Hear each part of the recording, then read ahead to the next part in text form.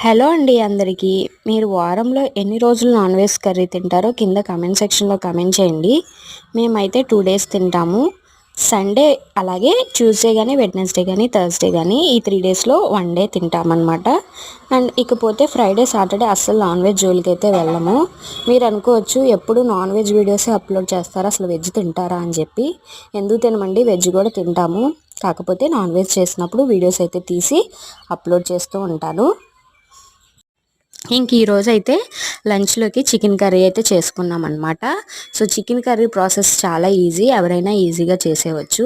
So ముందుగా కడాయిలో oil అయితే వేసుకొని ఆయిల్ హీట్ అయిన తర్వాత కట్ చేసుకున్న ఉల్లిపాయ పచ్చిమిర్చి వేసుకొని చిటికెడు పసుపు వేసుకొని ఆనియన్స్ అన్నీ మగ్గిపోయిన తర్వాత అందులోకి అల్లం వెల్లుల్లి పేస్ట్ అయితే యాడ్ చేసుకొని అల్లం వెల్లుల్లి పేస్ట్ పచ్చివాసన పోయిన తర్వాత చికెన్ కూడా యాడ్ చేసుకొని సాల్ట్ కూడా యాడ్ చేసుకోవాలి టేస్ట్కి సరిపడినంత. చికెన్లో ఉన్న వాటర్ అంతా కూడా మంచిగా కుక్ అయిన తర్వాత చిల్లీ పౌడర్, గరం మసాలా అలాగే 1 గ్లాస్ ఆఫ్ వాటర్ వేసుకొని కర్రీ అంతా కూడా దగ్గరికి ఉడికేంత వరకు గ్రేవీ కన్సిస్టెన్సీ అనేది చూసుకొని మీకు ఎంత కావాలితే అంత పైన కొంచెం కొత్తిమీర వేసుకొని స్టవ్ ఆఫ్ చేసుకోవటమే. అంతే, చికెన్ కర్రీ ఈజీ అనమాట. వీడియో నచ్చితే వీడియోకి లైక్ చేసి ఛానల్ సబ్స్క్రైబ్ చేసుకోండి.